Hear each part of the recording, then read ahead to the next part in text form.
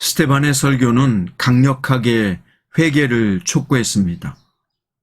너희는 오시리라고 예언한 메시아를 죽였고 너희는 그 의인을 잡아준 살인자가 되었으니 천사가 전한 율법을 받고도 지키지 않는 자들이라고 정직하게 지적했습니다. 스데반의 설교를 들었던 사람들은 가슴이 찔렸지만 회개하지 않았고 오히려 고함치며 이를 갈았습니다. 그들은 스데반에게 달려들어 돌을 던졌고 결국 그는 죽음을 맞이하게 됐습니다. 이렇게 그는 그리스도를 따르는 제자들 중에 첫 번째 순교자가 되었습니다. 그러나 그의 죽음은 승리였습니다. 왜냐하면 그는 죽음으로써 살리는 자가 되었기 때문입니다.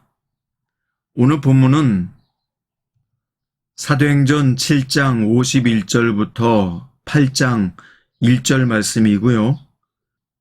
그 중에서 58절부터 8장 1절까지 읽겠습니다. 성 밖으로 내치고 돌로 칠세 증인들이 옷을 벗어 사울이라 하는 청년의 발 앞에 두니라. 그들이 돌로 스데반을 치니 스데반이 부르짖어 이르되 주 예수여 내 영혼을 받으시옵소서 하고 무릎을 꿇고 크게 불러 이르되 주여 이 죄를 그들에게 돌리지 마옵소서 이 말을 하고 자니라. 사울은 그가 죽임당함을 마땅히 여기더라.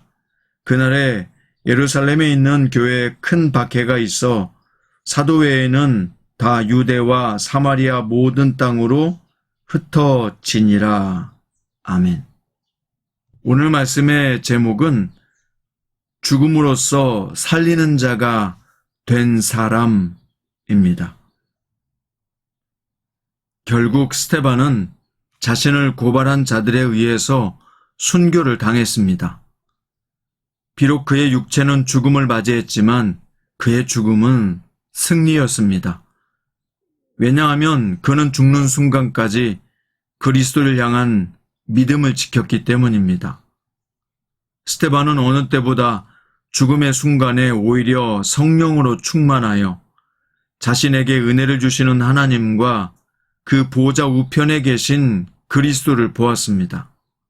그리고 하나님이 주시는 능력으로 죽음도 담대히 맞이했습니다.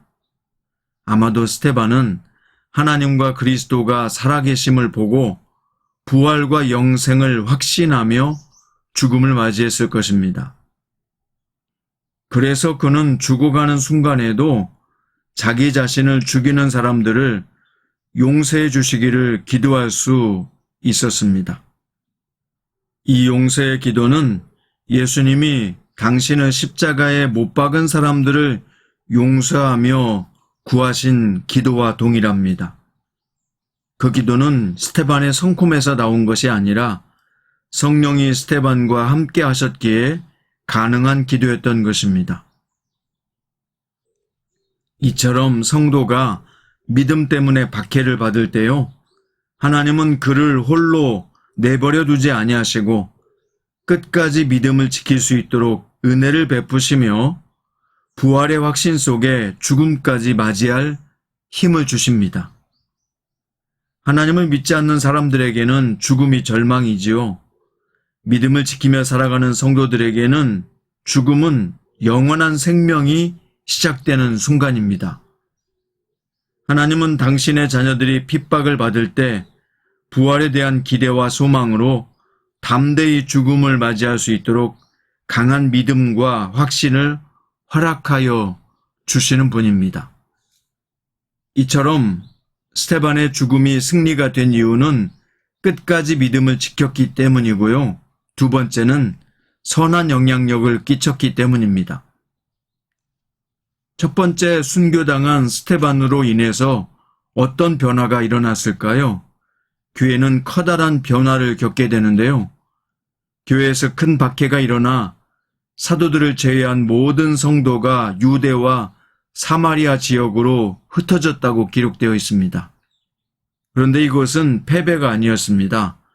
예수님의 복음을 전하다가 담대히 죽음을 맞이한 스데반의 믿음을 본받아 성도들은 가는 곳마다 복음을 전하는 증인이 되었기 때문입니다. 특히 스데반의 순교 현장에 있었던 사울이라고 하는 청년은 나중에 이방인 선교에 앞장서는 복음의 선봉장 바울이었습니다. 당시 그는 스데반의 죽음을 마땅한 것으로 여기며 그 자리에 있었지요. 그랬던 그가 예수님을 만난 후에는 복음의 증인이 되어서 죽음도 두려워하지 않는 가장 훌륭한 선교사가 될 수 있었습니다. 그가 이처럼 담대하게 증인의 사명을 다할 수 있었던 이유 중에 하나도 아마 스데반의 죽음을 잊지 않았기 때문일 것입니다. 죽음도 두려워하지 않는 믿음, 죽음을 이긴 믿음, 죽음을 무력화시킨 스데반의 믿음이 곧 승리하는 신앙인의 믿음이었습니다. 이처럼 스데반은 육체로는 죽음을 맞이했으나 그의 믿음은 다른 사람들에게 계속 선한 영향력을 끼쳤습니다. 이것이 바로 스데반의 죽음을 승리라 부를 수 있는 이유입니다. 복음이 전파되는 곳에는 수많은 순교자의 피가 뿌려져 왔습니다. 우리의 믿음은 복음을 위해서 생명을 아끼지 않는 순교자들의 희생 위에 세워졌다는 것을 잊으면 안 됩니다. 우리는 그들의 믿음을 본받아 우리도 다음 세대를 위해서 그리스도께 저들을 인도하는 하나의 미랄이 되어야 합니다. 요즘 너무나도 다음 세대가 걱정입니다. 요즘 젊은이와 다음 세대는 신앙 자체에 대한 관심이 아예 없는 경우가 너무 많잖아요. 그래서 믿음의 가정에서 태어난 아이에게 신앙 전수도 어려운 실정입니다. 하지만 우리가 믿음을 가지고 포기하지 않으며 기도한다면 끊임없이 저들을 위해 복음을 증거하고 또 복음이 받아들여질 수 있도록 간절히 기도할 수 있다면 결국 저들은 주님 앞에 돌아오게 될 것입니다.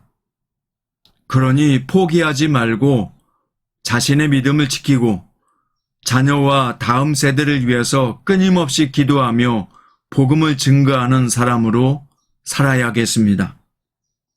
우리의 시간과 물질 그리고 수고와 정성을 복음에 헌신함으로 삶의 현장에서 스데반과 같이 순교자의 삶을 오롯이 드러낼 수 있는 저와 여러분이 될 수 있기를 바랍니다.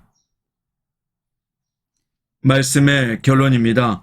스데반은 복음을 전하다가 죽음을 맞이했으나 그의 죽음은 지금까지 모든 성도에게 믿음과 충성의 본이 되고 있습니다. 스데반은 죽음으로써 성도의 사명이 세상에 그리스도를 드러내는 것임을 가르쳐 주었습니다.